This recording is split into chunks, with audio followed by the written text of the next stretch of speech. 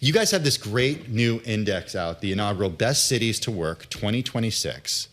And we couldn't help but notice where we are right now is not at the top of the list. Not even close to the top of the list. It's not. Where I live down in Charlotte is also not. And I love living there. So just because something isn't on the list doesn't mean it can't be a great place for individuals. But it did not make it to the top 25. Okay, before we get to where the best places are to work, what are the metrics that you used? It's not simple by any means. No, and I love that you picked up on that because I'm an economist, so we built it with workers in mind, but we used economic data both from Indeed and also from other public data sources. It's 40 different metrics across 6 pillars, and we rated 228 metros that had at least 200,000 people in them in terms of population. And so the pillars cover everything from job opportunity and compensation, which I think comes to mind right away when you think about a best place to work, but also things like job quality, work life and flexibility,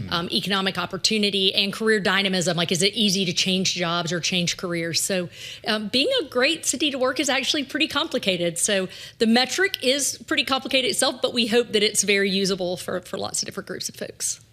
Yeah, I mean, some of the cities on this list surprised me. I know we keep bringing up the New York City element, right? But I did see some of the smaller cities making the list. Burlington, number 3, Madison, number 6, also Rochester at 7. Are smaller cities actually becoming some of the better places when you think about building a career, perhaps?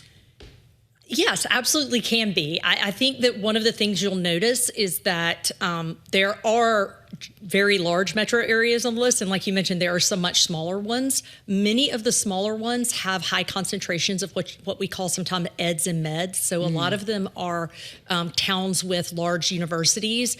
And like Rochester, Minnesota, that's where the Mayo Clinic is.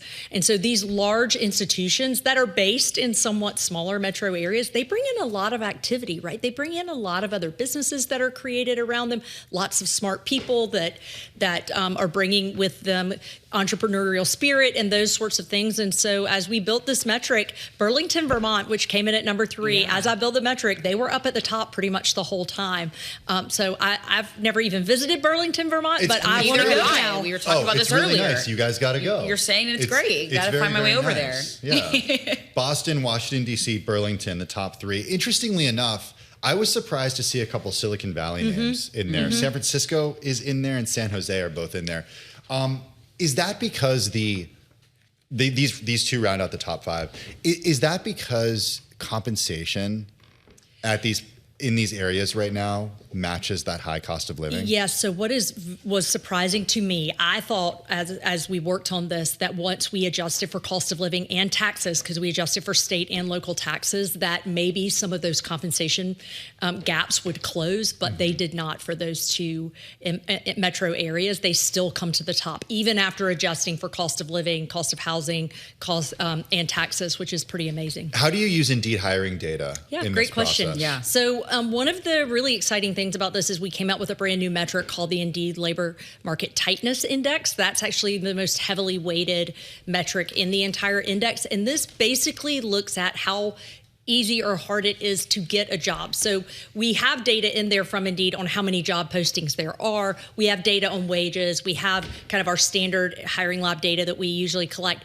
But we also wanted to know, okay, given the number of postings, how hard are people in these metro areas having to search? So we can look at the number of searches, the number of clicks, the number of applies to see how hard people are having to search. And we also can look at employer behavior to see how hard employers are having to search for workers.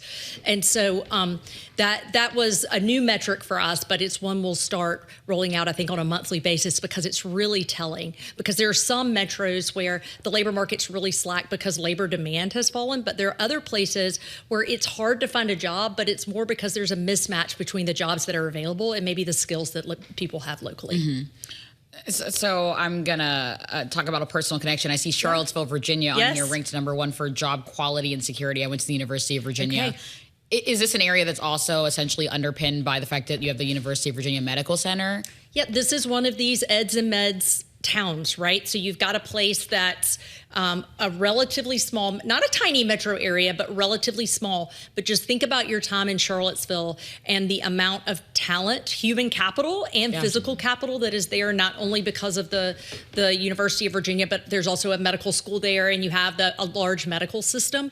And those types of institutions do bring with them great job quality and great job security. You probably were taught by a lot of professors at UVA that have been there a long time. Yeah. It's a great place to be, right? So I actually grew up in Athens, Georgia, which is another college town that didn't make it to the top. But when I saw those college towns end up where they did, I wasn't surprised, just given what my life experience having lived in a town like that. Well, speaking of college towns, Boulder, Colorado is on here. Yeah. And that is another one that surprises me because it's a high cost of living. And it has a reputation for people moving there after they've made a lot of money and can kind of cruise and essentially retire young. What is the economic and job opportunity? Right. So there? Boulder is very close to Denver. So you certainly could live in Boulder and work in Denver. So that might be part of some of that economic opportunity and people moving there. But it ranks number one in the country for best work life and flexibility. Yeah. Which I have a friend there who does more life than work. If that I do too. That makes sense. Yeah. But it fits, I think. And so, but I think it goes to show that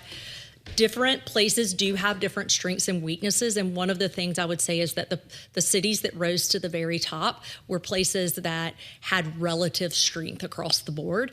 A lot of the places like Indeed or Charlotte that didn't make it to the top but also weren't anywhere near the bottom had strength in some areas but weakness in others. Just before we let you go, you also have a few kids who are working age. Do they change their strategy based on this list? Just very while briefly. I was building this, my oldest son was looking for a job, and I was literally saying, like, have you looked for jobs in Burlington, Vermont? It's number one for job opportunity. What's going on there? But also, I will say he ended up getting a full-time job that's remote.